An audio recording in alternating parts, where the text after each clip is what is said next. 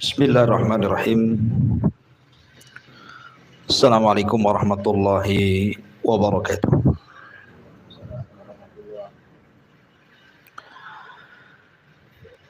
Alhamdulillah wassalatu wassalamu ala Rasulillah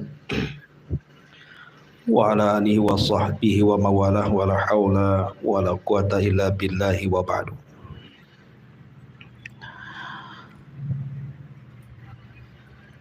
Alhamdulillah, segala puja dan puji hanya milik Allah Subhanahu wa taala.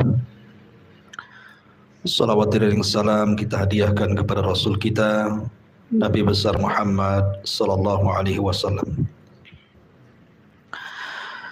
Kita lanjutkan kajian di malam hari ini, masih membahas tafsir singkat dari surah-surah pendek dalam juz Amma. Dan kita masuk pada surah Ad-Duha.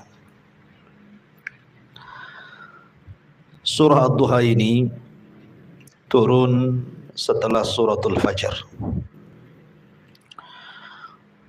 Secara tertib dia masuk pada surat yang ke-93 dengan jumlah ayat 11, kemudian jumlah kalimat 40 dan jumlah huruf 164 huruf. Dan surah Ad-Duha ini surah Makkiyah, termasuk surat yang turun di awal-awal dakwah Nabi sallallahu alaihi wa ala alihi wasallam. Adapun sebab turun surah Ad-Duha ini disebutkan di dalam sejarah. Para pembesar Quraisy ini sebenarnya mereka secara hati membenarkan ajaran Nabi sallallahu alaihi wasallam dan Al-Qur'an yang diturunkan. Bahkan sebagian pembesar mereka, sebagaimana dijelaskan oleh Ibnu Hisham, seorang pakar sejarah. Jadi kalau malam hari di permulaan dakwah Nabi sallallahu alaihi wasallam, para pembesar Quraisy di antaranya Abi Sufyan, kemudian Abu Jahal dan juga Akhnas Ibn Syuraik, kalau di malam hari mereka selalu bersembunyi satu dengan yang lainnya, tidak ada koordinasi. Jadi mereka datang sendiri-sendiri, ingin mendengarkan apa yang dibaca Nabi sallallahu alaihi wasallam dalam salat malam Nabi. Jadi ketika Nabi sallallahu alaihi wasallam membaca Al-Qur'an dalam salat itu, 3 orang pembesar Quraisy ini mendengarkan, tapi satu dengan yang lainnya tidak tahu. Apabila Nabi sallallahu alaihi wasallam sudah selesai salat, maka mereka pun bubar, tiba-tiba berjumpa di tengah jalan. Jadi satu dengan yang lainnya mengetahui bahwa mereka sedang mendengarkan sembunyi-sembunyi bacaan Rasul dalam salatnya. Akhirnya kemudian satu di antara mereka saling mencela. Kemudian yang lainnya mengatakan, la ta'udu falau ra'akum ba'du sufahaikum la auqa'tum fi nafsihi syai'an. Sebaiknya ini terakhir kali kita mendengarkan bacaan yang dibaca Muhammad itu. Sebab kalau seandainya orang-orang jahil tahu apa yang kita lakukan, dikhawatirkan kemudian ada perasaan mereka kepada Nabi sallallahu alaihi wasallam. Artinya sudahlah sampai di sini jangan ulang. Tetapi bacaan Al-Qur'an itu bukan bacaan biasa. Quran itu menarik orang masalahnya. Sekali dengar pasti orang tertarik. Apalagi Al-Qur'an itu berbahasa Arab. Dan mereka para pembesar itu juga berbahasa Arab. Apalagi di zaman itu memang sedang gencar-gencarnya syair-syair yang dilantunkan orang-orang Arab, sehingga mereka makin penasaran, kok berbeda yang dibaca Rasul dengan syair-syair yang diucapkan para pujangga. Sehingga kemudian mereka sepakat untuk tidak datang. Malam berikutnya mereka datang, terus seperti itu. Dan setiap jumpa mereka mengatakan ini yang terakhir kali, menunjukkan bahwa Al-Quran itu sebenarnya sudah masuk di dada-dada Abi Sufyan, Abu Jahal dan Akhnas ibn Syurek ini. Sehingga suatu waktu Akhnas ibn Syurek ini memanggil Abu Jahal, ngomong empat mata, kemudian mengatakan, wahai Abu Jahal, kata Akhnas ibn Syurek kepada Abu Jahal, aku ingin bicara empat mata denganmu. Bagaimana pendapatmu tentang Muhammad itu? Bagaimana pendapatmu tentang Muhammad itu? Apakah dia dusta dengan ajaran yang dibawanya ataukah benar? Kata Abu Jahal, demi Allah aku tidak pernah mendengar dari lisan Muhammad itu sesuatu yang dusta. Artinya Abu Jahal membenarkan sebenarnya. Akan tetapi kata Abu Jahal, kalaulah bukan karena perselisihan kabilah diriku dengan kabilah Muhammad itu, maksudnya kabilah Rasul, kabilah Abdul Manaf dan kabilahnya Abu Jahal berselisih pendapat. Kemudian Akhnas ibn Syurek bertanya, ada masalah apa dengan kabilah Abdi Manaf itu? Maka Abu Jahal mengatakan, sesungguhnya kami bersaing dengan kabilah Muhammad itu untuk mendapatkan hati orang-orang Quraisy itu. Apabila mereka memberi makan haji, kami pun sama. Apabila mereka menghormati fuqara wal masakin, kami pun sama. Sehingga kami dengan kabilah Bani Abdul Manaf itu setara di tengah-tengah orang Quraisy. Tiba-tiba kemudian dari kabilah itu mengatakan, lana nabiyyun walastum binabi, kami punya nabi dan kalian tidak punya nabi. Kami harus ngomong apa? Tak mungkin kami angkat dan katakan kami juga punya nabi.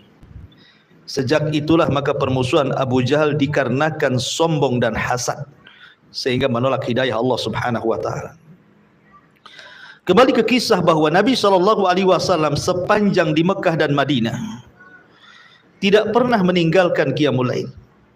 Semenjak turun surah ya ayyuhal muzammil qumil laila illa qalila, maka sejak itu Rasul tidak pernah meninggalkan qiyamul lail kecuali 2 malam. Ketika di Mekah Nabi SAW tidak solat 2 malam karena Nabi SAW sedang sakit. Akhirnya Nabi SAW tidak solat 2 malam itulah menjadikan sebuah isu yang dikembangkan untuk menghalang-halangi dakwah Nabi SAW. Datanglah seorang wanita jahat dari wanita-wanita Quraisy, namanya Arwa bintu Harbin, kunyahnya Ummu Jamil, istri daripada Abu Lahab. Arwa bintu Harbin itu yang Allah Subhanahu wa taala katakan hammalatul hatab, suka membawa kayu bakar kemana-mana untuk mengompori orang memusuhi Nabi. Jadi Arwa bintu Harbin ini datang kepada Nabi SAW setelah mengetahui bahwa 2 malam Rasul tidak salat dan tidak membaca Al-Quran, seolah-olah tidak turun wahyu kepadanya yang dibacanya. Maka Arwa bintu Harbin mengatakan, ya Muhammad, inni la arju an yakuna syaitanu qad tarakaka walam arahu qaribaka mundu lailataini aw thalathatin.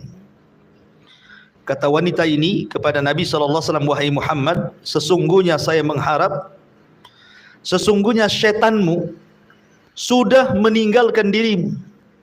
Jadi Arwa menganggap Jibril itu sebagai syaitan. Sesungguhnya setanmu yang setiap hari datang memberikan wahyu kepadamu sudah meninggalkan dirimu. Dan saya tidak melihat Syaitan mendekati dirimu sejak 2 malam atau 3 malam ini. Maka ucapan Arwah bintu Harbin ini menyebar. Apabila kemudian Nabi SAW 2 malam atau 3 malam tidak salat, kemudian wanita ini mengatakan, aina syaitanuk, di mana syaitanmu? Jangan-jangan Tuhanmu sudah akan memilih nabi yang itu bukan dirimu. Jangan-jangan syaitanmu akan memilih orang lain menjadi nabi, bukan kamu, gitu maksudnya. Maka dari ucapan wanita ini yang sudah menyebar, menjadikan orang makin ragu-ragu kepada Nabi SAW. Dari sinilah turun ayat wadduha wal laili idza saja. Ma wadda'aka rabbuka wa ma qala. Di sini ada kata-kata ma wadda'aka rabbuka wa ma qala. Dan Rabbmu tidak mungkin meninggalkan dirimu, apalagi membenci dirimu. Jadi ma wadda'aka rabbuka wa ma qala, bantahan kepada wanita jahat ini yang kemudian mengatakan kepada Nabi SAW, di mana syaitanmu? Kok sudah 2 malam 3 malam tidak datang? Jangan-jangan dia berpindah kepada orang lain untuk mengganti kenabian. Maka Allah katakan ma wadda'aka rabbuka wa ma qala. Ya, asbab nuzul daripada surah Ad-Duha. Taib. Ma'asyiral muslimin yang dimuliakan Allah Subhanahu wa taala. Kita masuk pada tafsir daripada surah Ad-Duha ini.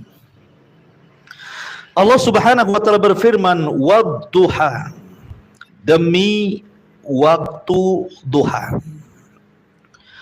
Wal laili idza saja, dan demi malam apabila telah sunyi. Ma'asyiral muslimin yang dimuliakan Allah Subhanahu wa taala. Kalau kita memperhatikan Al-Qur'anul Karim, apabila Allah bersumpah di beberapa ayat dalam surat dalam Al-Qur'an, itu kebanyakan Al-Qur'an itu, kalau kita perhatikan sumpahnya Allah lebih kepada bersumpah kepada waktu. Kita perhatikan banyak Allah itu bersumpah dengan waktu, kan? Seperti Allah mengatakan wal asri, demi waktu asar atau demi masa. Wal fajri, demi waktu fajar, gitu ya. Kemudian di sini wadduha, demi waktu duha. Dan banyak sekali dalam Al-Qur'an itu Allah Subhanahu wa taala bersumpah dengan waktu. Boleh enggak seandainya ada seseorang yang sangat mencintai pasangannya bersumpah dengan waktu, wadduha, demi waktu duha aku mencintai dirimu, umpamanya. Seorang bersumpah dengan sumpah yang Allah jadikan sumpah dalam Al-Quran, kita katakan kepada pasangan kita, wadduha, demi waktu duha, sungguh wahai istriku aku cinta kepadamu. Maka kita katakan tidak boleh.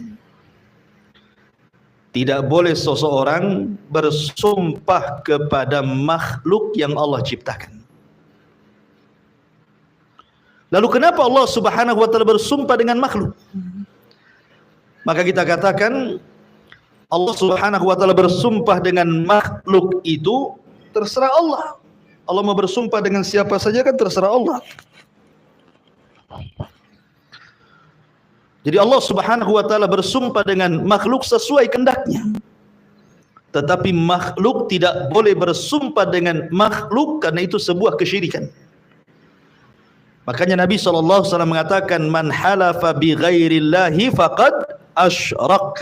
Barang siapa yang bersumpah kepada selain Allah, maka dia telah menyekutukan Allah. Lalu apa hikmahnya? Kenapa Allah Subhanahu wa taala bersumpah dengan makhluk?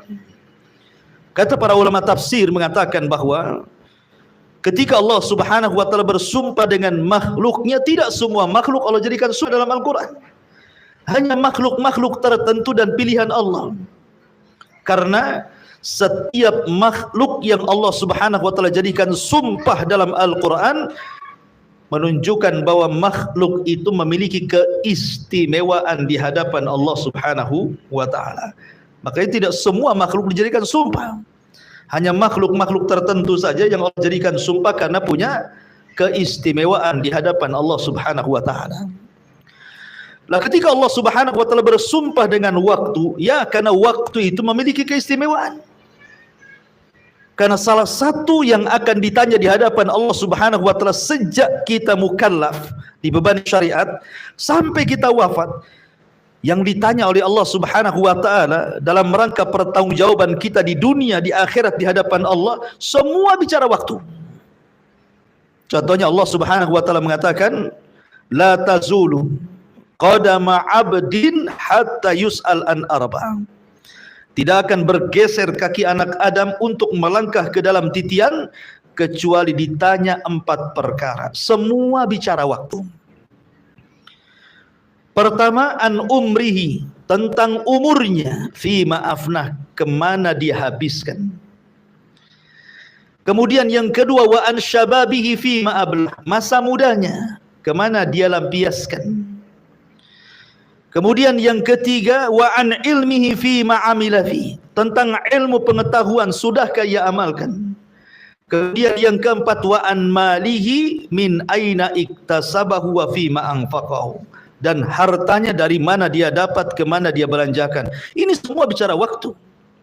Umur, waktu. Masa muda, waktu. Mencari ilmu butuh waktu. Mencari harta juga butuh waktu. Membelanjakannya juga butuh waktu. Jadi semua berkisar tentang waktu. Maka di sini Allah ketika bersumpah dengan waktu menunjukkan memang istimewa waktu di hadapan Allah. Makanya kita tahu bahwa Nabi SAW tidak pernah melepaskan hentakan nafasnya kecuali untuk beribadah kepada Allah Azza wa Jalla. Makanya kita sayang, terkadang ada orang yang menghabiskan waktunya bukan karena Allah. Contoh nih, sekarang jam 20.33. Ada orang-orang seperti antum datang ke majelis ilmu, menghabiskan waktu 1 jam atau 1 jam lebih untuk duduk di majelis ilmu di taman-taman sorga. Kita sedang duduk di taman sorga dan antum harus yakin kita sedang duduk di taman sorga ini. Tapi di jam 20.33 yang sama pada waktu ini, ada sebagian teman-teman kita yang justru sedang maksiat kan. Mereka sedang duduk di tempat-tempat diskotik, tempat-tempat maksiat. Itu semua akan dipertanggungjawabkan di hadapan Allah Azza wa Jalla. Oleh karena itulah maka Allah mengingatkan dalam Al-Quran senantiasa bersumpah dengan waktu. Lah dalam surah Ad-Duha ini Allah pilih waktu duha. Allah mengatakan wad-duha, demi waktu duha. Waktu duha ini ada yang mengatakan bahwa waktu duha itu ma'ruf mulai dari terbitnya matahari meninggi 1 tombak sampai zawal. Zawal itu sampai matahari tergelincir ke arah barat sedikit, masuk waktu zuhur. Itulah waktu duha. Jadi waktu duha itu sejak terbit matahari sampai zawal, waktu tergelincir matahari ke arah barat masuk waktu zuhur. Itulah disebut duha. Ada yang mengatakan tidak, maksud waktu duha itu ya dari pagi sampai sore. Itulah duha. Kenapa? Karena dalam ayat ini lawannya walaili idza saja, demi malam apabila telah menutup. Dan waktu malam itu ketika terbenam matahari sampai kemudian datang fajar shadiq atau ketika terbitnya matahari. Berarti waktu duha dalam ayat ini maksudnya dari pagi sampai sore gitu loh. Karena lawannya juga malamnya dari sejak maghrib sampai pagi gitu ya. Tapi yang jelas, kenapa Allah Subhanahu wa taala menjadikan duha sebagai sumpahnya? Karena waktu duha itu waktu nasyat, waktu harakat. Waktu orang semangat-semangatnya untuk bekerja, waktu orang bergerak-geraknya untuk berjalan, waktu orang itu kemudian sedang berjalan ke sana kemari untuk mencari maisha. Itulah waktu duha. Ya kan, semangatnya orang bekerja kan pagi sampai siang kan, kalau siang ke atas sudah mulai malas kan itu ya. Ya, karena itulah kemudian dijadikan sumpah oleh Allah Subhanahu wa taala. Ma'asyiral muslimin yang dimuliakan Allah Subhanahu wa taala. Di dalam Al-Qur'an Allah Subhanahu wa taala ketika menyebut waktu salat, Allah hanya menyebut 3 waktu dalam sumpahnya kan. Wadduha, waktu duha, dan di situ ada salat duha. Kemudian wal asri, demi waktu asar, dan di situ ada salat asar. Kemudian wal fajri, waktu fajar, dan di situ ada salat fajar. Dan Allah tidak menyebut wal maghrib, apalagi wal isya, apalagi wal dhuhri, enggak kan? Ya, Allah tidak sebut tuh kalimat duhur, maghrib, isya. Allah hanya menyebutkan fajar, duha, asar. Kenapa? Sebagianlah mengatakan karena disitulah rahasia hidup manusia. Rahasia hidup manusia itu sejak fajar. Makanya kalau orang bangun di waktu fajar, maksudnya subuh, kemudian tidak tidur sampai syuruk, maka sesungguhnya dia telah mendapatkan berkah satu hari itu. Makanya Nabi SAW mengatakan, Allahumma barik li ummati fi bukriha. Ya Allah, berkahi umatku di waktu paginya. Maksud pagi di sini artinya waktu fajar sampai selesai subuh, sampai terbit matahari, itu waktu berkah. Disitulah kesempatan kita berdoa kepada Allah Subhanahu wa Ta'ala sebelum melangkahkan kaki setelah terbit matahari untuk bekerja. Minta kepada Allah agar mendapatkan rizki yang halal, mendapatkan rizki yang baik, mendapatkan rizki yang banyak, mendapatkan rizki yang berkah, supaya ketika melangkahkan kaki setelah terbit matahari sampai waktu asar, maka Allah Subhanahu wa Ta'ala akan berkahi kehidupan kita selama siang itu. Maka itu rahasia hidup manusia di situ. Ya. Dari sini Al-Imam Ibnul Qayyim mengatakan, siapa yang tukang tidur setelah subuh sampai terbit matahari, maka tidak akan diberkahi keluarganya, tidak akan diberkahi pekerjaannya, dan tidak diberkahi keluarganya dan juga usahanya. Hilang berkahnya. Ya. Ma'asyiral muslimin yang dimuliakan Allah Azza wa Jalla, bicara tentang duha, karena waktu duha itu ada solat yang sangat istimewa, dan itu seagung-agungnya solat sunnah di siang hari. Jadi solat sunnah yang agung setelah solat wajib di siang hari itu solat duha. Apa alasannya? Satu, karena solat duha itu dianggap sedekah, mewakili sedekah seluruh persendian badan kita. Kita tahu bahwa manusia itu punya berapa persendian? 360 persendian. Itu berdasarkan sabda Nabi.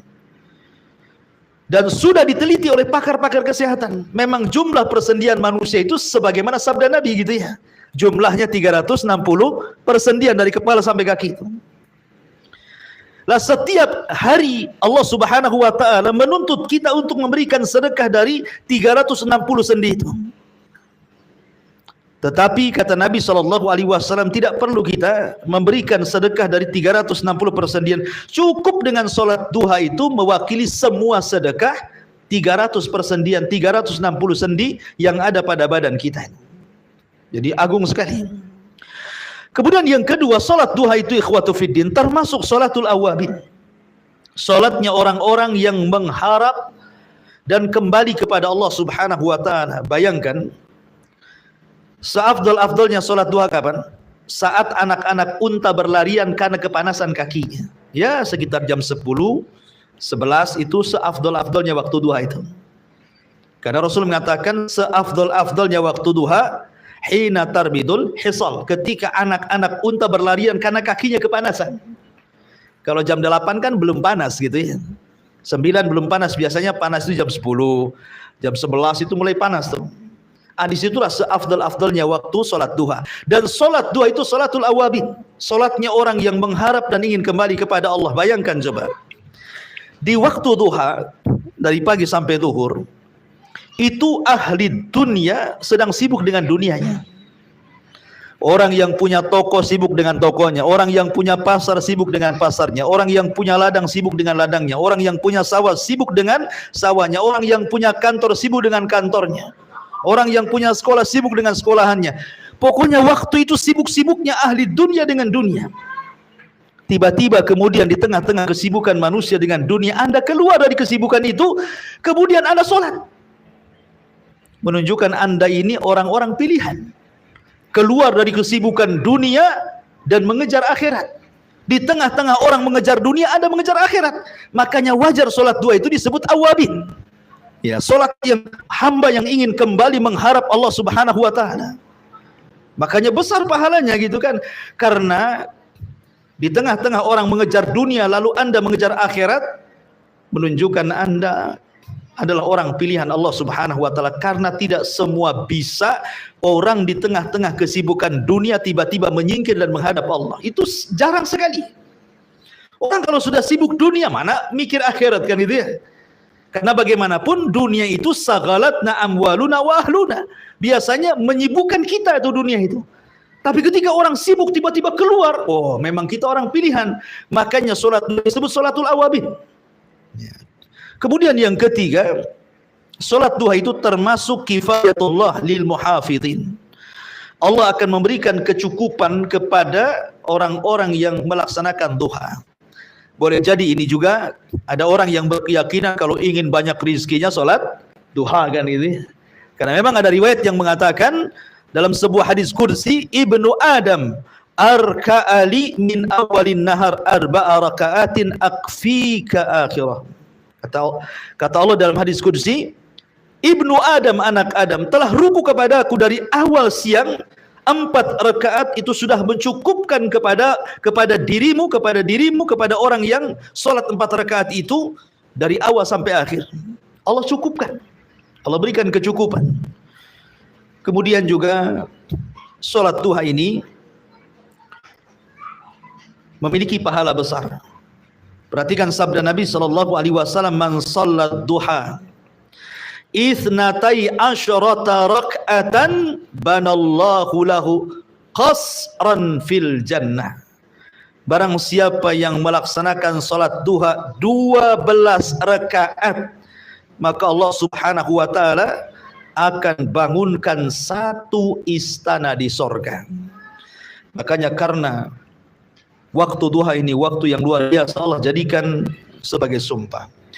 Kemudian Allah mengatakan walaili idza saja, dan demi malam apabila telah sunyi.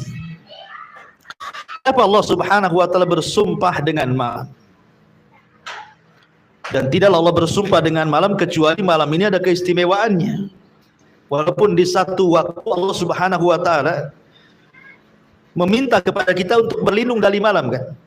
Min syarri ghasikin idza waqab kan. Kita harus berlindung dari ghasik, kejahatan di malam hari. Ya. Tetapi malam hari juga keistimewaan luar biasa. Makanya ketika Allah Subhanahu wa taala bicara tentang ibadah di malam hari dalam surah Muzammil ayat 6 itu, inna nasyi'atal laili hiya asyaddu wat'an wa aqwamu qila. Sesungguhnya bangun malam itu lebih kuat mengisi jiwa, dan bacaan pada waktu itu lebih berkesan kepada hati kan. Itu menunjukkan bahwa ibadah di malam hari itu lebih afdal dibandingkan di siang hari. Kenapa demikian? Satu yang tadi, karena ayat ini menunjukkan bahwa ibadah di malam hari itu memang lebih kuat mengisi jiwa. Bahkan orang yang membaca Al-Quran itu lebih berkesan. Ini yang pertama. Yang kedua, karena ibadah di malam hari itu jauh daripada riya. Mau riya sama siapa? Orang sudah tidur semua. Kan gitu ya, antum umpamanya malam-malam, sepertiga malam, jam 2:30 atau jam 2 antum ke masjid, mana ada orang di masjid kan itu. Cuman masalahnya kalau antum ke masjid dicurigai antum pencotak infak. Karena jarang orang ke masjid malam-malam gitu ya. Kalau orang dulu kan biasa ke masjid malam-malam mau ibadah. Kalau sekarang karena masjid pun dikunci, tiba-tiba antum semangat habis dengar kajian ini 2:30 antum ke masjid, mungkin sudah di senter-senter sama satpam itu, ngapain tuh kan gitu ya. Besoknya dicek kotak infaknya ada enggak gitu, isinya ada enggak gitu. Tapi kalau kita perhatikan di malam hari kan orang sudah tidur semuanya, sehingga ikhlas itu lebih dekat kepada dia dibandingkan riya.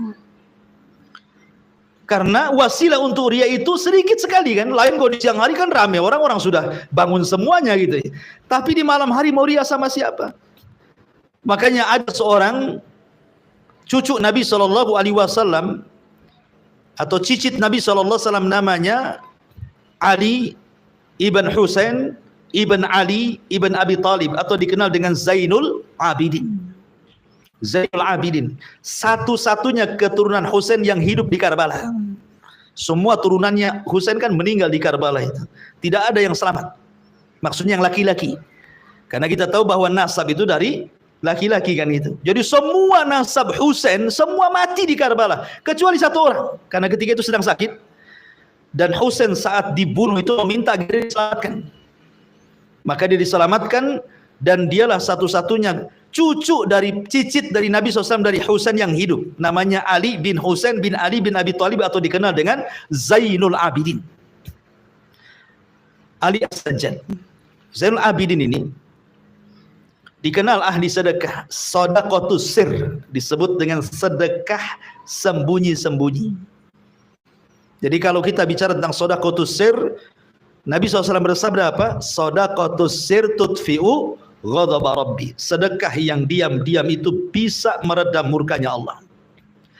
Jadi Zainul Abidin atau Ali bin Husain ini kalau tiap malam dia menggendong 1 kaleng gandum. Dia cari orang-orang miskin kota Madinah. Sehingga setiap malam dia berkeliling ke orang-orang miskin di kota Madinah itu sampai 70 rumah orang miskin setiap malam dia taruh di situ.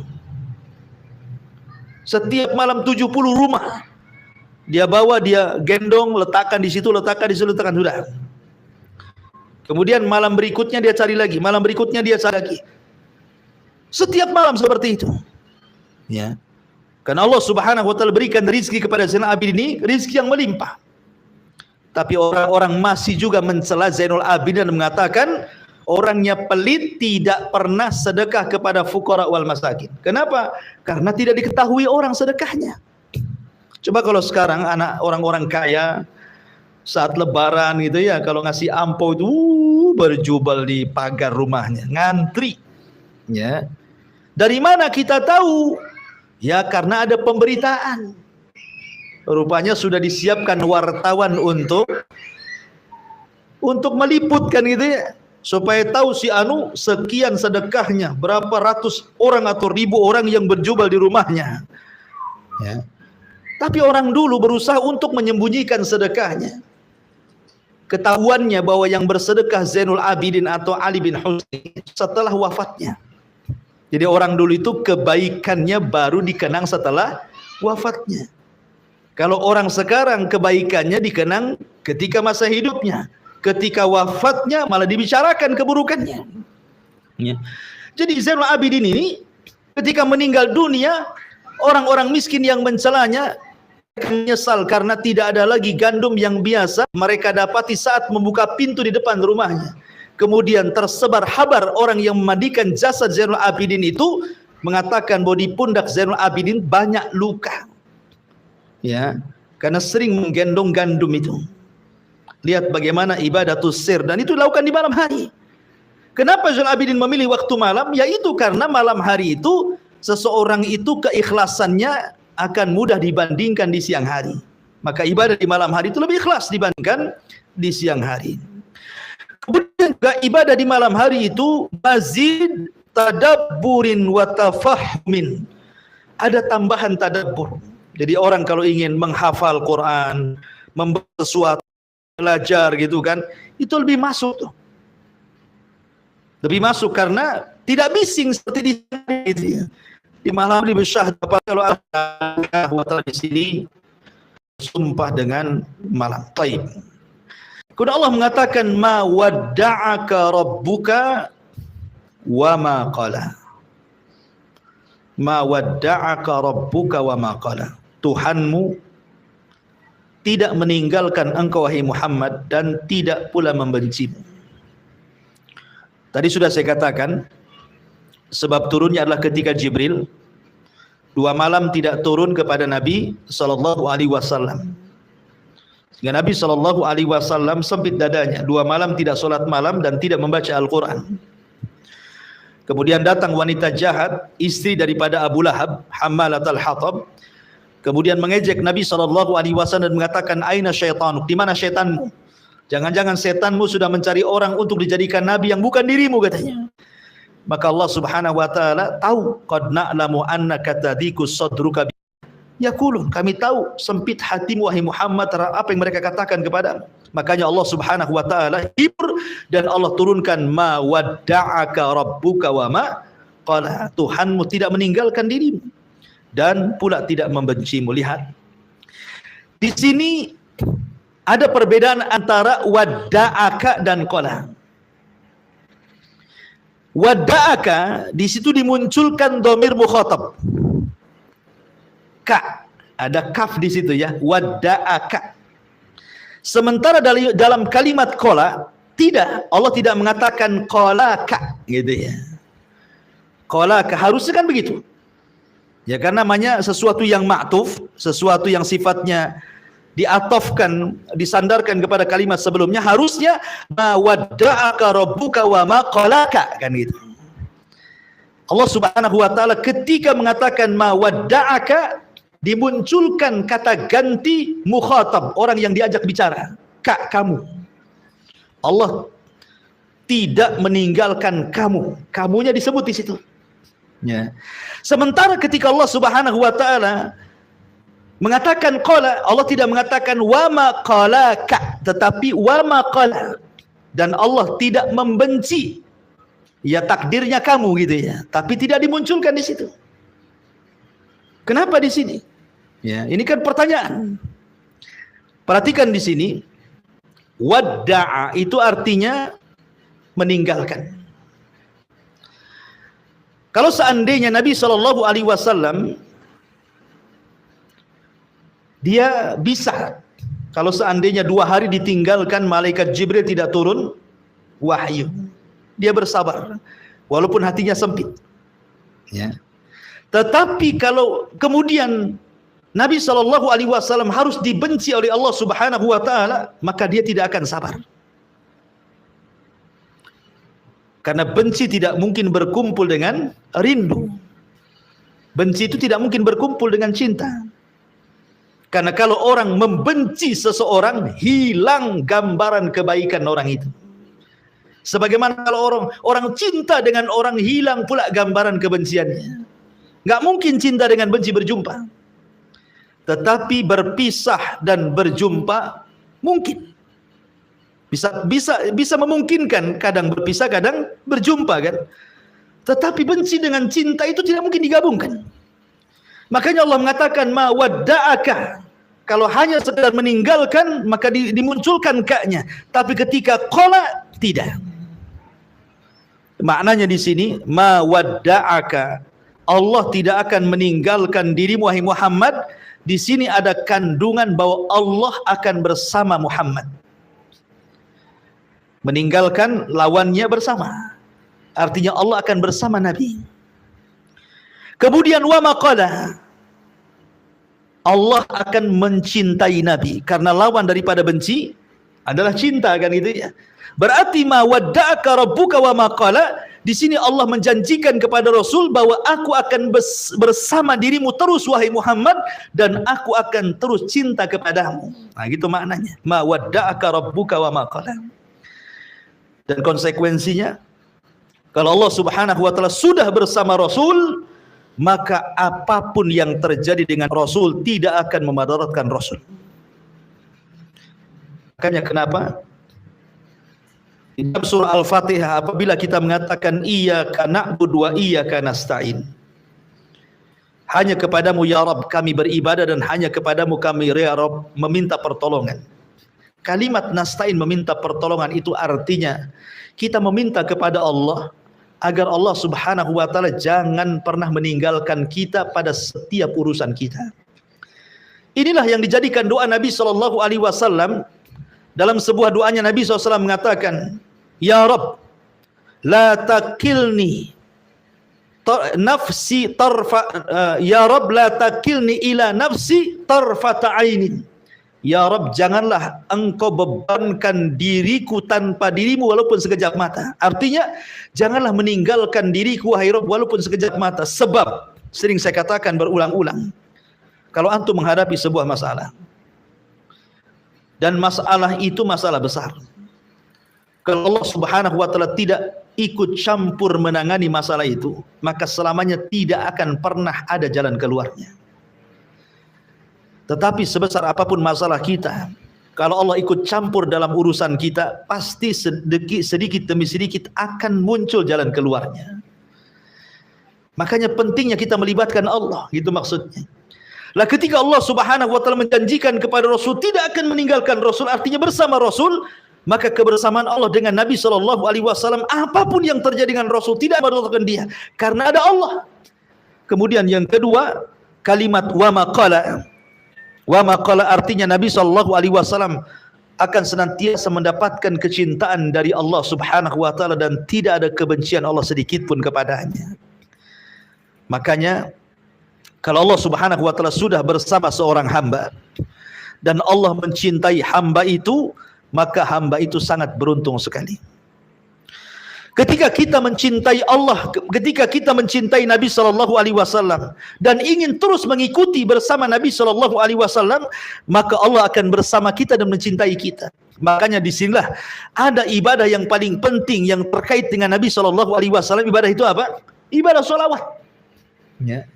Kita disuruh untuk bersolawat kepada Nabi sallallahu alaihi wasallam, karena satu kali solawat dengan Nabi sallallahu alaihi wasallam, Allah cinta dengan kita. Balasannya berapa? 10 kali lipat salawat kita.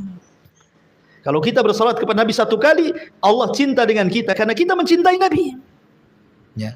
Termasuk juga syarat Allah mencintai kita adalah kita mengikuti jalan Nabi sallallahu alaihi wasallam. Qul in kuntum tuhibbunallaha fattabi'uni yuhibbukumullah. Katakan ya Muhammad kepada umatmu, kalau kalian cinta dengan Allah, ikuti aku, nanti Allah mencintai kamu. Ya. Ma'asyiral muslimin yang dimuliakan Allah Subhanahu wa taala, ma wadda'aka rabbuka wa ma qala. Kemudian Allah mengatakan walal akhiratu khairul laka minal ula. Dan sungguh yang kemudian itu lebih baik bagimu dari yang permulaan. Yang kemudian lebih baik daripada permulaan. Ada dua penafsiran para ulama. Yang pertama maksudnya yang kemudian lebih baik daripada yang permulaan, artinya dalam kehidupan Nabi sallallahu alaihi wasallam, maka setelah hijrah Nabi sallallahu alaihi wasallam jauh kondisi Rasul lebih baik dibandingkan ketika Rasul berada di kota Mekah. Ya kan? Di kota Mekah Rasul ditekan, di kota Mekah Rasul diintimidasi, di kota Mekah Rasul dikatakan gila, dikatakan sihir, dikatakan macam-macam. Tapi kemudian setelah hijrah ke kota Madinah, kehidupannya jauh lebih baik. Termasuk juga kehidupan Nabi sallallahu alaihi wasallam itu semakin hari semakin baik ibadahnya kepada Allah. Jadi semakin hari berlalu datang, minggu pergi datang, bulan berlalu datang, tahun, dan terus sampai kemudian Rasul wafat, maka setelahnya jauh lebih baik daripada sebelumnya. Itu penafsiran yang pertama, dan harusnya kita seperti itu. Harusnya kita seperti itu, kan itu bentuk muhasabah kan. Muhasabah itu hari ini harus lebih baik daripada kemarin. Ya, minggu ini harus lebih baik daripada minggu kemarin, bulan ini harus lebih baik daripada bulan kemarin. Jangan sebaliknya. Karena itu akan menjadikan keburukan bagi kita. Karena orang yang setiap hari akan lebih baik kehidupannya, maka akan ditutup wafatnya seperti itu. Husnul khotimah. Ya. Ataupun penafsiran yang kedua, maksudnya wal akhirah, ya akhirat maksudnya. Akhirat itu jauh lebih baik dibandingkan dunia. Akhirat itu jauh lebih baik dibandingkan dunia. Perhatikan ada beberapa poin. Pertama, ketika Al-Quran ataupun hadis-hadis Nabi SAW berbicara tentang qimatud dunia, harga dunia dibandingkan akhirat, sampai-sampai beberapa poin menjelaskan bagaimana qimatud dunia itu, harga dunia.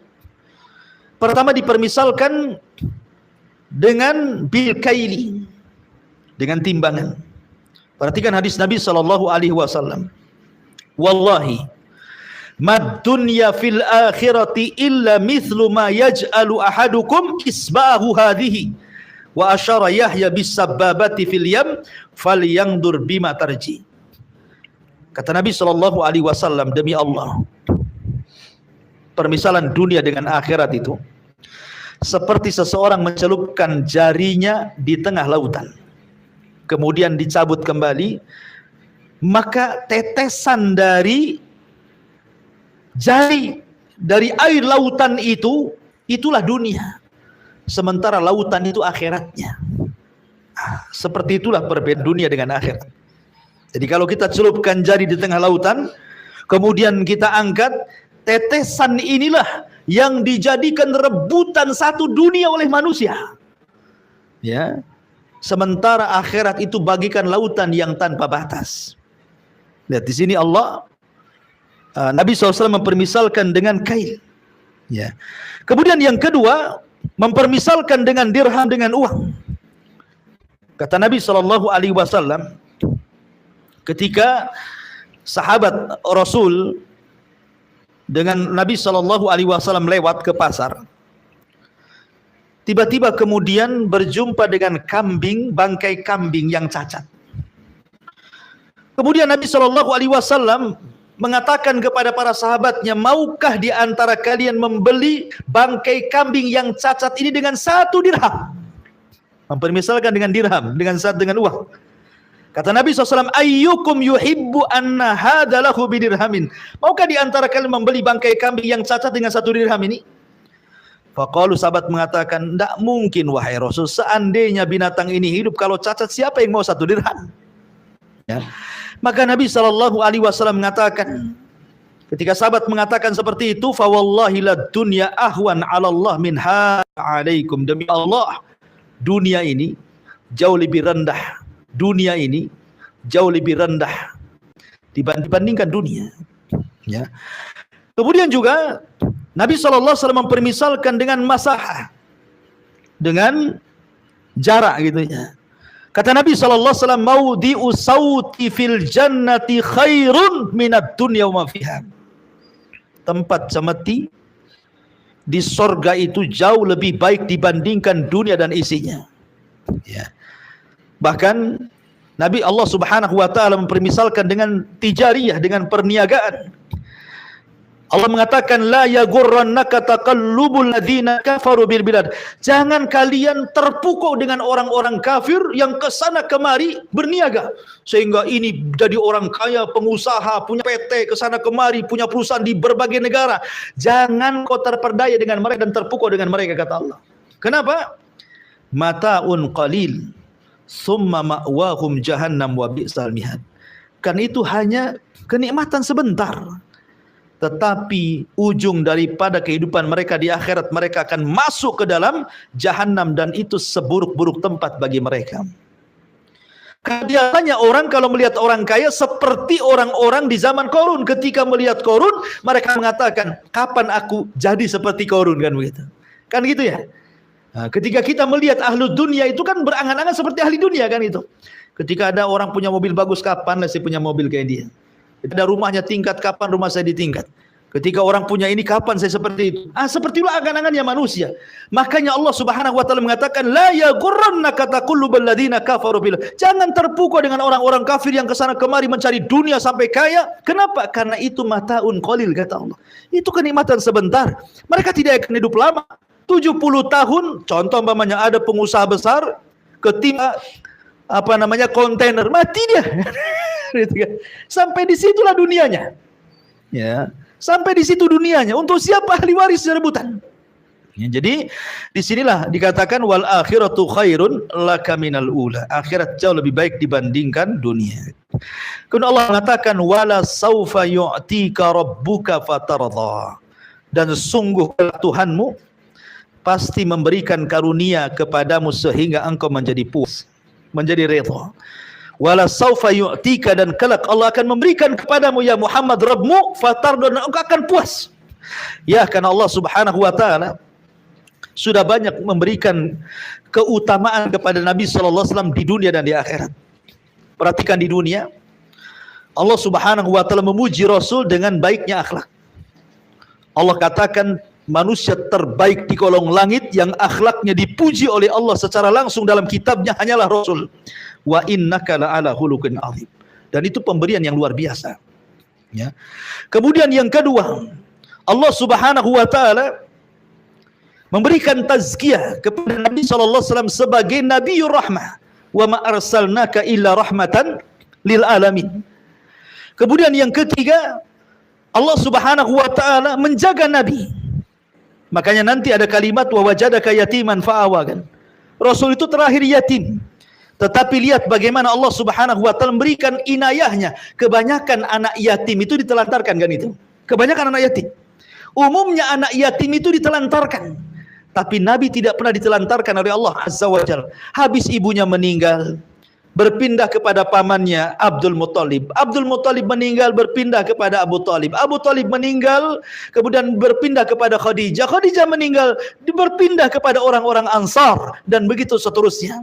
Ini pemberian Allah di dunia, ya kan? Termasuk juga Allah jadikan Nabi itu sebagai khatamul anbiya, penutup para nabi. Tidak ada nabi sepeninggalnya, dan itu pemberian luar biasa. Termasuk Allah mengampuni dosanya yang telah, yang sedang, dan yang akan datang. Termasuk juga Al-Quran ketika menyebutkan panggilan para nabi, Allah tidak pernah menyebut nama ya Muhammad, tidak. Tetapi nabi-nabi yang lain dipanggil namanya, ya Adam uskun anta wa zaujukal jannah, ya Nuh, ya Ibrahim, ya Musa, ya Isa. Tapi Allah memanggil ya ayyuhan nabi, tidak pernah dipanggil namanya. Dan itu pemberian Allah yang luar biasa. Termasuk di dalamnya Allah Subhanahu wa taala memberikan kemuliaan kepada Rasul, sehingga ada beberapa kekhususan bagi Rasul yang tidak diberi kepada para nabi yang lainnya. Seperti diberikan rasa takut musuh perjalanan 1 bulan sebelum tentara Rasul datang gitu ya. Atau tanah di bumi boleh dijadikan sujud, sementara agama-agama yang sebelumnya tidak boleh kita ibadah di mana saja, harus tempat ibadah. Tapi Islam boleh sholat di mana saja, di jalan raya, di trotoar pun kalau memang terdesak kan itu ya, boleh sholat di situ. Ya, tapi jangan untuk konten. Jangan pula untuk konten sholat di trotoar. Seperti yang masyhur sekarang, ada orang kawin dengan kambing. Kan itu ya. Lagi masyhur itu. Kawin dengan kambing, ada penghulunya, ada saksinya, ada kuahnya, ada maharnya. Setelah diadili MUI katanya konten. Tapi kan ini penghinaan, tidak boleh. Ya, kawin itu ibadah sakral. Ya, kambingnya pula cantik. La haula wala quwata illa billah. Ini gara-gara ada media medsos ini, gara-gara konten orang berani menghina agama. Betapa banyak orang yang menghina Islam, menghina Nabi gara-gara konten. Nauzubillah. Hanya gara-gara pundi-pundi rupiah nggak seberapa jadi YouTuber, dosanya banyak di hadapan Allah Subhanahu wa taala. Adapun di akhirat sudah jelas. Wala saufa yu'tika rabbuka fatardha. Engkau akan diberikan macam-macam dan engkau akan puas. Bagaimana tidak Nabi SAW diberikan maqamam mahmudah, kedudukan yang sangat terpuji, yang tinggi pada hari kiamat. Berupa apa? Syafaatul uzma, syafaat besar. Semua Nabi tidak bisa memberikan syafaat. Nabi pula mampu memberikan syafaat. Allah izinkan memberikan syafaat kepada semua manusia, bukan kepada umatnya saja. Ya. Kemudian Nabi SAW orang yang pertama kali diizinkan meniti titian siratal mustaqim. Dialah yang pertama kali meniti titian siratal mustaqim. Bahkan Nabi SAW orang yang pertama kali bangun saat tiupan trompet sangkakala yang kedua pada hari kebangkitan. Dialah yang pertama kali bangkit. Ya. Bahkan Nabi SAW akan menjadi pemimpin orang-orang awal, bahkan pemimpin para nabi dan para rasul pada hari kiamat. Termasuk Nabi SAW orang yang pertama kali membuka pintu sorga, dan dia pula orang yang pertama kali masuk ke dalam sorga. Bahkan umatnya 2/3 sorga. Ya. Artinya bahwa ini Allah Subhanahu wa taala janjikan wala saufa yu'tika, dan kelak Allah akan memberikan kepadamu rabbuka, Rabbmu, fatardha, dan akan puas dirimu dengan pemberian Allah. Ya. Kemudian Allah Subhanahu wa taala baru setelah itu mengingatkan kepada Nabi SAW atas pemberian yang banyak itu. Rasul diingatkan oleh Allah, alam yajidka yatiman fa'awa. Bukankah Allah mendapatimu sebagai anak yatim, lalu dia melindungi wahai Muhammad? Ingat sejarahmu. Ya, jas merah bahasanya ya. Jangan lupakan sejarah gitu ya. Harus ingat dengan sejarah. Ingat di masa kecil wahai Muhammad. Ketika Nabi SAW dalam kandungan ibundanya Aminah, kemudian safar bersama ayahnya Abdullah ingin berniaga ke Syam, kemudian mampir di kota Madinah. Tapi Allah takdirkan ayahnya Abdullah terkena penyakit humma Yathrib, wabah Yathrib, demam Yathrib, mengakibatkan kematian ayahanda Rasul Abdullah karena demam itu. Ya, semacam wabah. Sementara Nabi SAW masih dalam kandungan ibundanya Aminah. Maka Nabi SAW kemudian terlahir yatim, bahkan seyatim-yatimnya anak yatim adalah ketika lahir dan ayahnya meninggal dalam kandungan. Itulah Nabi seyatim-yatimnya anak yatim. Kemudian setelah Nabi SAW lahir, maka yang menyusui setelah Aminah adalah siapa? Thuwaibah. Karena ketika itu Thuwaibah sedang punya anak namanya Masruh. Thuwaibah itu budaknya Abu Lahab. Dia baru melahirkan dan punya anak namanya Masruh, sehingga kalau ibu punya anak bayi kan keluar susunya. Maka Nabi SAW karena memang kondisi susu ibundanya kurang baik, maka disusukan kepada Thuwaibah. Ketika tahu Rasul suka dan mau menyusu kepada Thuwaibah, Abu Lahab ketika itu sangat bahagia. Karena bahagianya dengan kelahiran Rasul dan budaknya kemudian mau menyusui Rasul mau bersusu kepada Thuwaibah, maka sebagai imbalannya Abu Lahab memerdekakan budaknya Thuwaibah ini. Abu Lahab bahagia karena Abu Lahab tidak tahu bahwa nanti dia akan jadi nabi, kan itu permusuhannya kan setelah jadi nabi. Justru di awal-awal Abu Lahab itu suka dengan Nabi. Buktinya karena budaknya diminum susunya oleh Rasul, langsung dimerdekakan tuh Thuwaibah itu. Dan Thuwaibah ini sempat hidup ketika Nabi SAW hijrah dari Madinah. Dia ingin memberikan hadiah kepada Thuwaibah ke Mekah, tapi sayang Thuwaibah sudah meninggal dan anaknya juga Masruh sudah meninggal dunia. Ingin membalas kebaikannya karena Rasul itu tidak pernah melupakan kebaikan orang, ya, tapi sayang sudah meninggal semua, ya.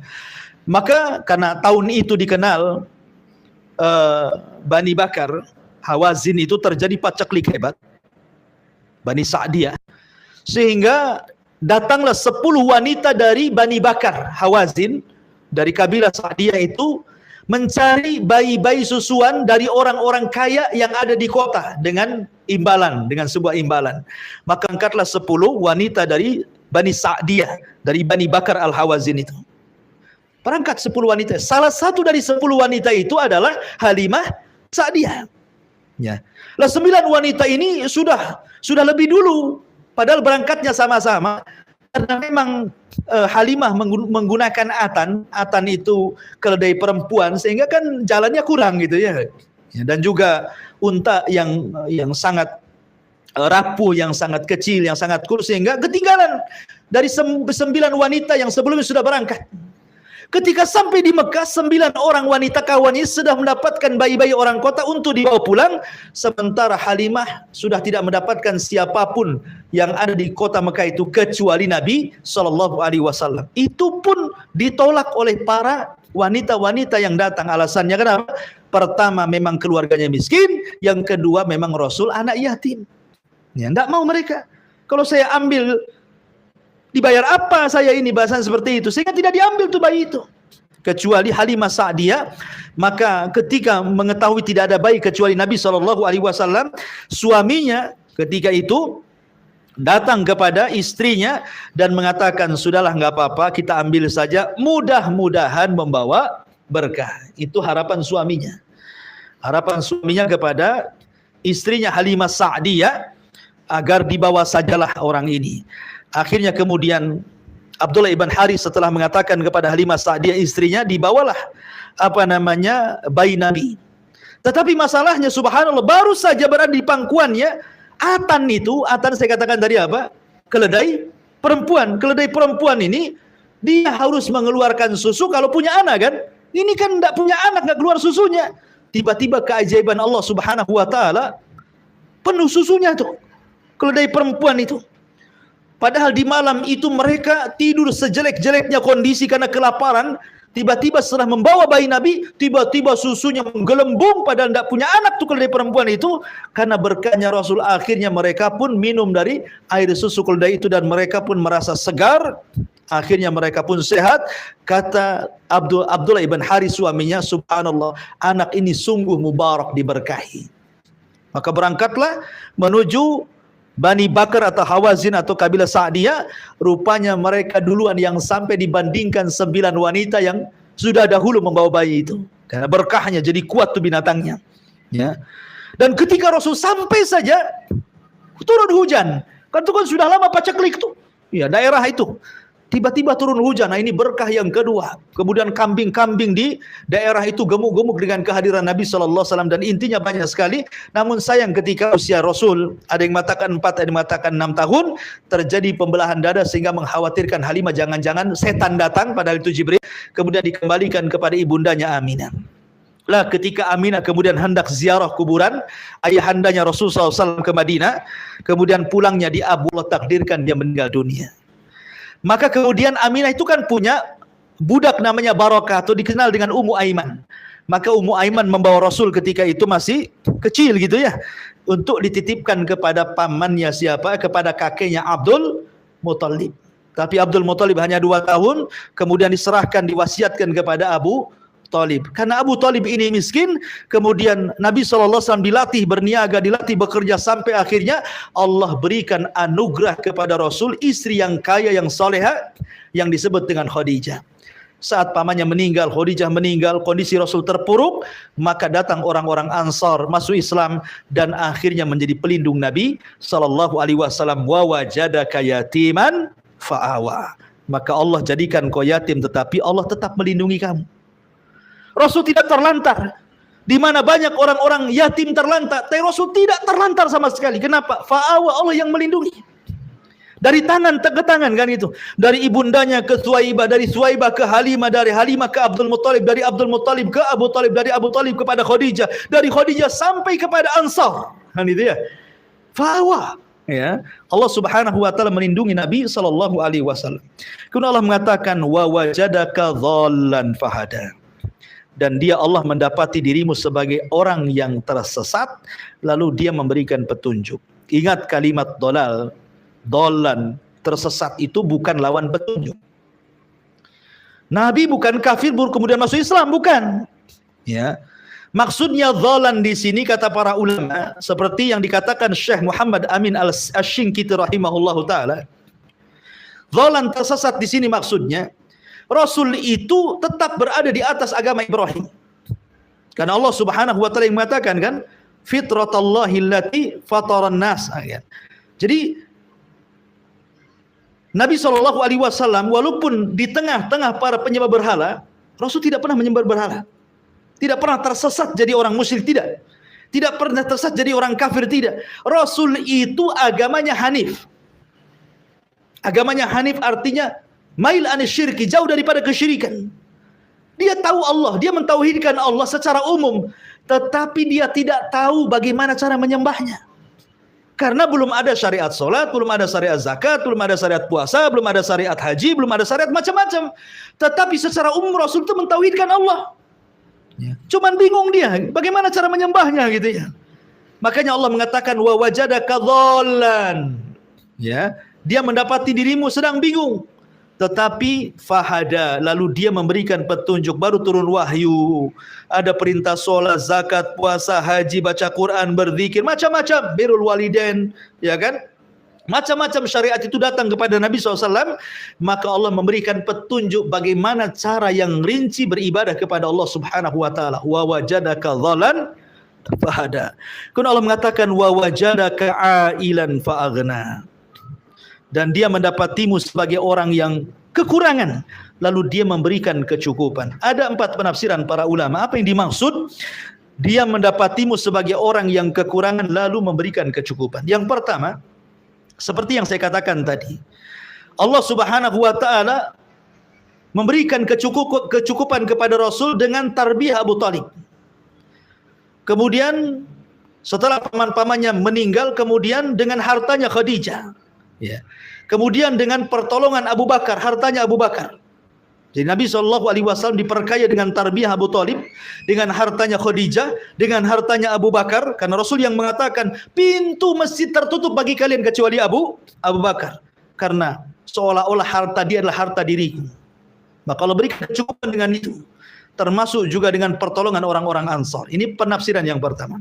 Penafsiran yang kedua, kalimat fa'aghna, lalu dia mencukupi, artinya Nabi SAW diberikan para sahabat yang betul-betul setia dengan Nabi SAW sampai mereka rela mengorbankan jiwa dan harta mereka untuk agama. Allah cukupi dengan itu. Kemudian yang ketiga dengan qanaah. Allah Subhanahu wa taala berikan keleluasan hati Rasul. Ketika Umar bin Khattab radhiyallahu anhu melihat Rasul sedang tertidur di atas pelepah kurma, ada bekas-bekas pelepah kurmanya itu. Kemudian kata Umar, ya Rasulullah, Raja Kisra lah enggak seperti kamu. Raja Kaisar enggak seperti kamu, orang-orang Persia itu. Kenapa kamu seperti ini? Layaknya kok seperti mereka lah, kan begitu. Kata Rasul mengatakan, ya Umar, apakah engkau merelakan dunia dan meninggalkan akhirat? Sungguh akhirat lebih baik dibandingkan dunia. Sungguh akhirat jauh lebih baik dibandingkan dunia. Jadi Nabi SAW diberikan kelebaran hati, dan itulah kekayaan yang sesungguhnya. Ketika hati seseorang lapang, maka lapanglah dunia baginya. Ketika hati itu sempit, maka sempitlah dunia baginya. Kemudian yang nomor 4, penafsiran para ulama, artinya dulu engkau miskin, tidak bisa berhujjah, tidak bisa membantah, tapi Allah berikan Al-Quran kepadamu sehingga engkau bisa membantah, engkau kaya hujjah sekarang. Ada juga yang mentafsirkan seperti itu. Engkau sudah kaya dalil. Kalau orang musyrik mengatakan seperti ini, kau bisa berhujjah dengan Quran kepada mereka. Ada juga yang mentafsirkan wa wajadaka ailan fa'agna, artinya diberikan kekayaan hujjah sehingga bisa berhujjah kepada orang-orang kafir. Kemudian di sini sebagai jawabannya, fa'ammal yatima fala takhar, maka terhadap anak yatim janganlah engkau berlaku kasar. Seolah-olah Allah mengatakan begini, ya Muhammad, dulu engkau pernah yatim, kemudian aku merawatmu dengan cara seperti itu, berpindah-pindah tangan sampai kepada orang-orang Ansor melindungi. Maka sebagai imbalannya kepadaku, kalau engkau dapati anak yatim karena engkau juga pernah yatim dan aku rawat, ingat, kau pernah yatim, jangan membentak mereka. Karena begini ikhwan, anak yatim itu sudah tidak punya sandaran lagi. Kalau binatang dikatakan yatim kalau meninggal ibunya. Lihat kucing, kalau sudah menikah, ayahnya mana peduli dengan anaknya, yang membesarkan ibunya, kan begitu ya. Sehingga ketika ibu kucing itu mati, maka anaknya yatim. Itu kalau binatang dikatakan yatim itu kalau ibunya mati. Tapi kalau manusia berbeda, dikatakan yatim kalau ayahnya meninggal. Anak yatim ini, kalau ayahnya meninggal yang merupakan orang yang bertanggung jawab memberikan perhatian, tiba-tiba lingkungannya tidak ada yang memperhatikan dia, maka dia akan menaruh dendam kepada banyak manusia. Dia akan jadi jahat, anak yatim itu. Ya, makanya kenapa ada, saya kok anak yatim ini kok gini ya. Saya kan ada orang tua mengatakan anak ini punya sih anak angkat anak yatim, tapi nakalnya luar biasa, kan itu ya. Itu ujian luar biasa. Makanya ketika anak yatim ini kemudian hilang bapaknya, kemudian masyarakat setempat menggantikan posisi ayahnya, menyayangi anak yatim ini, mengusap rambutnya, kemudian mengkafilnya, maka anak yatim ini akan lembut, dan nanti kalau dia sudah dewasa, maka dia akan berlaku hal yang sama kepada anak-anak yatim. Tapi kalau masyarakat tempatan itu tidak sayang dengan anak yatim, ya, sama sekali tidak peduli dengan anak yatim, maka anak yatim ini besar dan akan menjadi dendam bagi masyarakatnya. Makanya di sini ditarbiyah oleh Allah Subhanahu wa taala, fa ammal yatima fala taqhar. Maka terhadap anak-anak yatim jangan kau berlaku sewenang-wenang wahai Muhammad. Ma'asyiral muslimin yang dimuliakan Allah Subhanahu wa taala. Perlu dipahami, ya. Kenapa Allah Subhanahu wa taala dan apa hikmahnya Allah Subhanahu wa taala memilih nabinya dari anak yatim?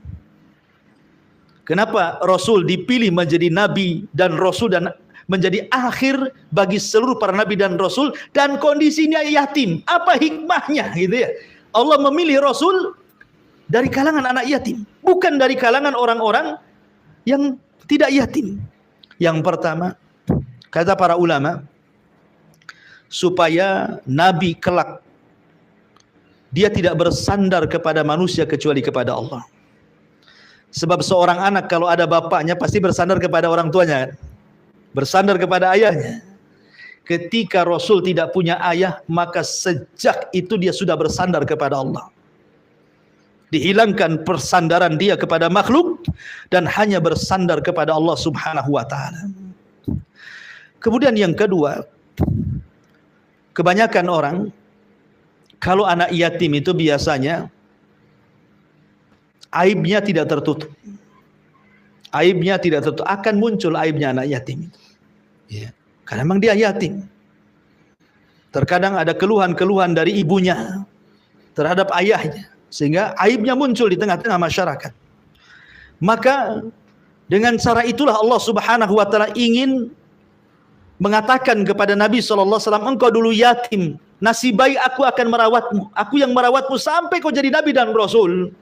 Maka karena anak yatim itu tidak mudah untuk menutup aib mereka, tutup aib mereka. Kau seorang Nabi, kau pernah yatim, tutup aib mereka. Ya. Kemudian yang kedua, supaya ja'alahu yatiman liya'lam kulla ahadin anna fadilatahu minallah ibtidaan. Dijadikan Nabi SAW anak yatim supaya setiap orang mengetahui bahwa karunia itu langsung datang dari Allah, bukan dari kedua orang tuanya. Allah yang mendidik Nabi SAW, termasuk juga yang terakhir, an ya'rifa qadral yatama, supaya Rasul tahu kedudukan anak yatim. Makanya Allah jadikan dia anak yatim, supaya kalau sudah besar tahu kedudukan anak yatim. Kenapa demikian? Terkadang orang hidup susah itu supaya dia bisa susah, seperti Nabi Yusuf alaihi salatu wassalam tidak pernah kenyang. Walaupun dia jadi menteri ekonomi kan itu di masa Fir'aun itu kan, dia orang kaya, tapi kalau makan gak pernah kenyang Nabi Yusuf itu. Sampai-sampai ditanyakan, kenapa engkau tidak pernah kenyang wahai Yusuf? Ketika engkau makan, apa kata Yusuf? Akhafu an ashbafa ansal jia'. Aku takut kalau aku kenyang, aku lupa lapar. Aku lupa jadi orang susah. Ya. Tetapi orang kaya kalau kemudian berusaha untuk terbiasa susah, ketika dia hilang kekayaannya, terbiasa dia susah kan itu. Tapi ketika orang kaya tidak biasa susah, Allah uji dengan kesusahan, bisa-bisa dia mati berdiri itu. Betapa banyak orang kaya yang kemudian mati gila kan itu ya, gara-gara tidak terbiasa susah. Wallahu alam. Kemudian Allah mengatakan fa ammal yatima fala taqhar. Adapun anak yatim jangan kau membentaknya. Kenapa demikian? Orang-orang jahiliyah, kalau seandainya Allah berikan rahmat pada hatinya, kasih sayang kepada hati orang-orang Arab jahiliyah, terutama orang-orang tua kafir Quraisy itu seperti Abu Jahal, Abu Sufyan, Abu Jahal, kemudian yang lainnya, diberikan sedikit rahmat dalam hatinya, tentu mereka akan mudah menerima hidayah Allah. Tetapi karena para pembesar Quraisy itu hatinya keras, tidak punya rahmat kepada anak-anak fuqara wal masakin, kepada anak-anak yatim, wajar kalau mereka kemudian mendustakan agama. Lihat firman Allah Azza wa Jalla, ara'aita alladhi yukadzibu bid-din fadzalika alladhi yad'ul yatim wala yahuddu ala ta'amil miskin. Tidakkah kau lihat para pendusta agama itu? Mereka orang-orang yang menghardik anak yatim dan tidak menyeru manusia untuk memberi fuqara wal masakin. Itulah pendusta agama. Dan itu para pembesar Quraisy. Kalau seandainya para pembesar Quraisy ada sedikit rahmat dalam hatinya, cinta dengan fuqara wal masakin dan anak yatim, yakin hidayah akan masuk. Tapi karena keras hatinya, hidayah tertutup kepada mereka. Sehingga Allah turunkan ayat ara'aital ladzi yukadzibu bid-din. Ma'asyiral muslimin yang dimuliakan Allah Subhanahu wa taala, masih banyak ya ini karena sudah 9:30 ya. Sudah malam ya. Insyaallah kita lanjutkan tafsir surah Wadduha. Sebelum saya tutup, mungkin di antara ibu bapak ingin bertanya, silakan kalau ingin bertanya. Kita buka tanya jawab 1 atau 2 pertanyaan.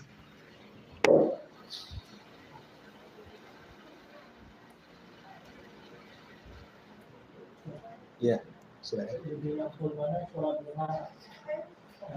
Jam 10, tapi di tempat kerja daripada sholat duha jam 7 atau jam 8 tapi di rumah. Iya. Lebih afdal mana sholat duha di pagi hari atau di siang hari? Gak usah bicara tempat kerja atau di rumah, karena kita bicara tentang waktu. Ya. Sholat duha itu boleh dikerjakan di awal waktu.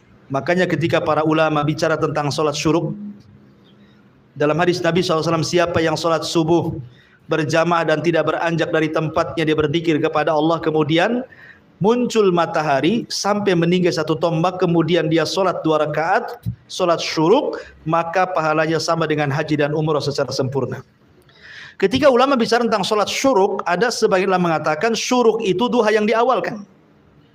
Jadi ada sebagian ulama yang mentafsirkan atau berpendapat bahwa sholat syuruk itu adalah sholat duha yang diawalkan.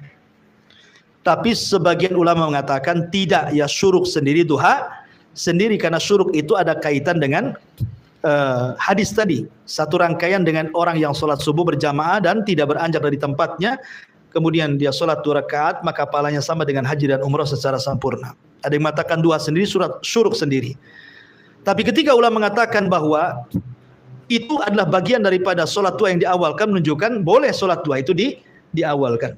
Tetapi kalau bicara tentang afdoliyah waktu, sekali lagi karena ada hadis Rasul bahwa seafdal-afdalnya sholat duha itu hina tarmadul fisal, ketika anak-anak unta itu berlarian, ya, artinya di waktu-waktu ketika bumi sudah panas, ya kan, aspal sudah panas gitu ya, jalan sudah panas, halaman rumah sudah panas. Nah, itulah seafdal-afdalnya waktu duha, mau di kantor mau di rumah sama saja, ya. Ada yang mengatakan sholat duha itu tidak terbatas, yang penting 2 rakaat 2 rakaat. Tapi ada yang mengatakan bahwa duha itu dibatasi 8 rakaat, ya kan. Ada yang mengatakan 12 rakaat, tergantung khilaf, ya kan. Tapi yang jelas, ya kita sholat duha saja, mau 2 rakaat, mau 4 rakaat, mau 8 rakaat, kan itu. Yang penting kita melaksanakan duha, dan itu seafdal-afdalnya waktu. Wallahu a'lam.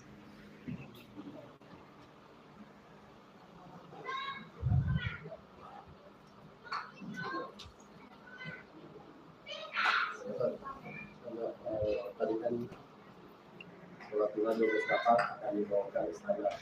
Kalau sholat rawatib 12 rakaat. Bukan, itu duha. Itu duha. Kalau sholat rawatib Lain lagi, ada lagi? beda itu. Ya beda. Ya, itu keutamaan duha sendiri, karena banyak amalan-amalan yang menjadikan Allah akan bangunkan istana di sorga. Seperti orang membaca qul huwallahu 10 kali dalam sehari semalam, dibangunkan istana di sorga. Orang yang bangun masjid akan dibangunkan istana di sorga. Orang yang menjaga sholat sunnah rawatib akan dibangunkan istana di sorga. Orang yang menjaga sholat duha akan dibangunkan. Itu banyak. Dan itu keistimewaan sebagai bentuk basyir, ya, kabar gembira.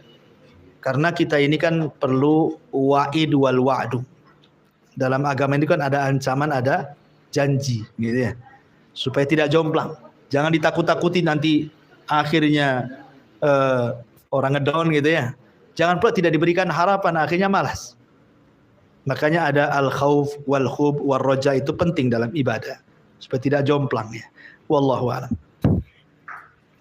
Ya, cukup karena dibatasi 2. Subhanakallahumma bihamdika asyhadu an la ilaha illa anta astaghfiruka wa atubu ilaik. Allahu ta'ala alam. Assalamualaikum warahmatullahi wabarakatuh.